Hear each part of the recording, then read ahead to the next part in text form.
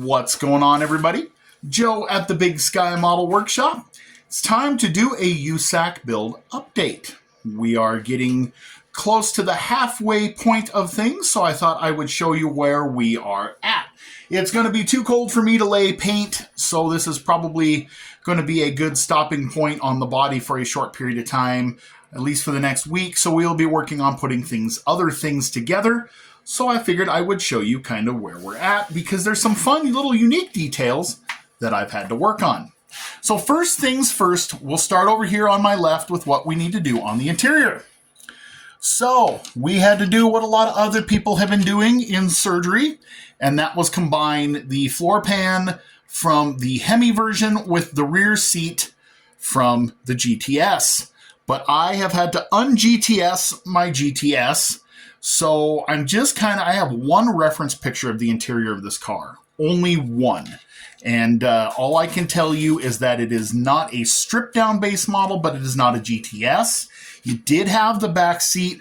They did remove the back seat for some of the drag strip passes, but I didn't figure that was completely accurate. And the other thing I ran into is it is a bench seat car, so I cannot use the kit buckets. So I have had to go through what I have lying around here. I don't have a ton, but I found that the bench seat, the split back bench from Revell's 57 Ford wagon, is pretty darn close. So we are going to go with Revell's 57 Ford wagon bench. We are going to use the back seat area. I may do some scribing and scoring, but I've got some weathering to do, which may cover it up.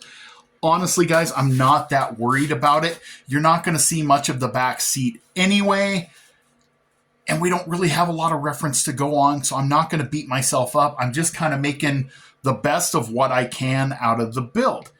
I like limited pictures. I've emailed Dave Freiberger. He doesn't have a whole lot of other pictures posted anywhere. I've seen in some of the posts where he was trying to look for this car, he didn't have much of any other information. So some of the stuff I'm literally just guessing. I am guessing on colors. I am guessing on what was in it. I do know that it had carpet. I do know that they added an aftermarket floor shifter. And I do know that it had a split back bench seat, non-console interior. So we flocked the interior. I used the trick that Dave over at Woody's Scale Model Garage used. If you guys remember on my lowrider build, I had a heck of a time with flocking. Flocking was everywhere. I could have settled it down with hairspray. That was another tip that was put in the comments. But this time I painted the base with flat black enamel, and then I sprinkled my flocking over it, and so it dried nice and slow, and it looks okay. You can tell from the back little gap here, I kind of botched the surgery up on this. I botched it up bad enough that I had to use a piece of flat styrene to fill the gap, and it looks ugly. I'm not going to lie. But like I said, once it's in the car with the other bench seat in the way, you're not going to know it's there. And so I'm not going to beat myself up too bad about it, because quite honestly, I'm just having fun, man. That's what it's about. So likewise, I had to de-GTS the door panels. I know they're not 100% correct. I know they're not, because I do have a picture of a partial door panel, so I know it's not 100% correct, but I did gently sand away the GTS scripts and rescribe the door panel pattern. It is close enough for me. The big thing is it's not GTS'd. So speaking of un-GTSing, I have un-GTS'd the body. I got some body work to do. I got some sanding to do. I got some dust and stuff is what that is. I'm pretty sure, yeah, it's just dust. So I had to take a non-vinyl top car and re-vinyl top it. Yes, they took the vinyl top off of the car, but they left the trim in place. They left the chrome trim. I debated looking online and getting a Mr. Norm's Dart with the vinyl top, but I also knew that I would then be sanding the vinyl top smooth. So instead, I took some 40 thousandths evergreen strip, half round, and carefully glued it around and made vinyl top trim. So I got a little body working and sanding left to do here, and then I will get that cleaned up. And basically the car will be painted in its stock red along the sides, and the roof is going to get weathered using some techniques I have learned from Mars over at Mars Garage. Marcelo had a good technique that I think will work good to simulate the roof where the vinyl top used to be. Otherwise, all we did was sand the GTS emblems off, and we'll give it another little hit of primer after that. Primer is Scale Finishes Super Primer in red oxide. Had to do some custom work for the tail panel. So the Dart, I do have a picture to go off of for this. I know that it is not a GTS, but it's not a stripped down model like this either. It had the chrome trim. Oh, guys, the focus is awful today. I'm sorry. In the middle. So I took the GTS taillight panel and I cut this piece of trim out. And so I still need to sand it down to where it will properly fit over top of the painted panel, yet fit in between the taillight panel like that. So we got some sanding to do. That is awfully thick. We'll get that sanded down to a little better. There is a picture in one of the magazine articles where they showed the tail end, so I had a good reference point there. Engine is in color. So neat little note for you guys here. This engine is not painted in Hemi orange or Mopar orange. It is painted in Chevy orange. And before you have a coronary, and most of you won't, but if you are one of those highly detail-oriented neckbeard types, go ahead and mute this now. In the magazine, David Freiberger notes that they scrubbed the 440 and transmission that came out of the Chrysler Imperial down and fogged it in Chevy orange because the parts store sold Chevy orange in the rattle can much more cheaply than Hemi orange. Makes perfect sense to me. You won't really be able to tell when it's in the car. The only way most of you guys would know this is that I'm telling you. So as always, I lay the paint over black primer. The black primer does a nice job of giving shadowing and kind of gives the impression that this was just basically laid on the ground and fogged with orange rattle cans. We'll pick out the details from there. My headers, and this is one thing that I'm kind of stuck on. So the headers are painted in semi-gloss black. I did drill the back of them out because, realism.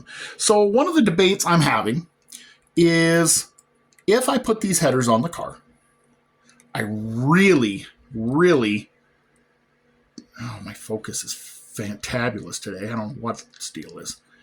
I'll try that. There you go. With the headers on there, it is going to obscure where the spark plug holes are. So I'm kind of thinking, I originally was going to put one of my drilled distributors in, and I was going to go ahead and run plug wires on this. So I'm on the fence about that. I might just ballpark the plug wires in. I am going to display this hood open. So I suppose I probably should do that.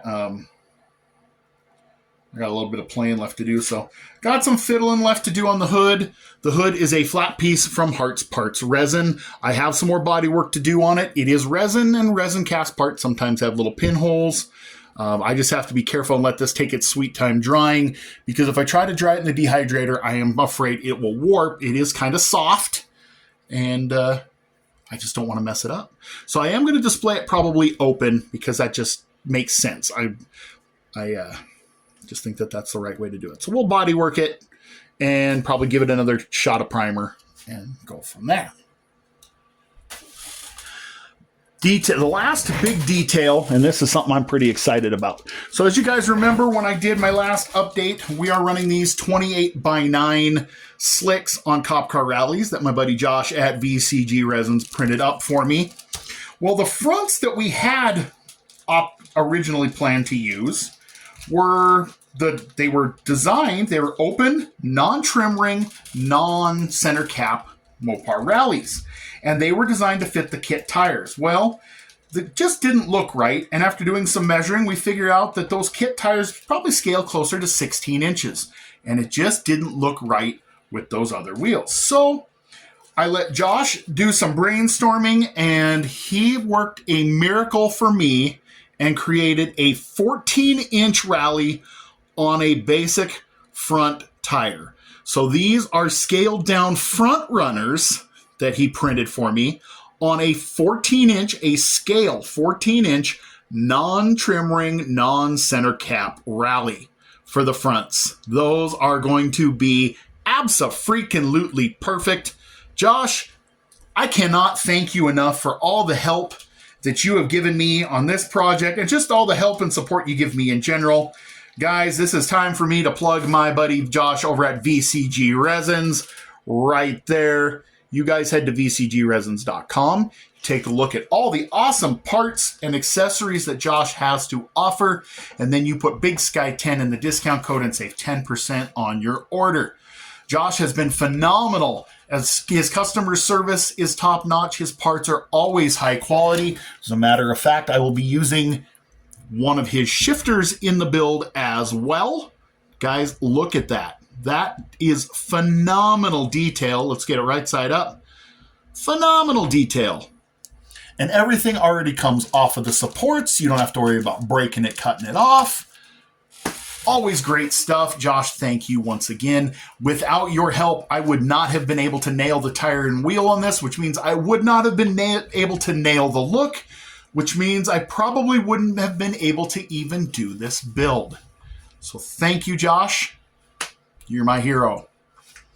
So there you go, guys. Next up for me is to start detail painting small items. I need to paint the wheels. I need to sand down the tires. I need to get the shifter mounted. I need to get the dashboard done, door panels detailed and assembled.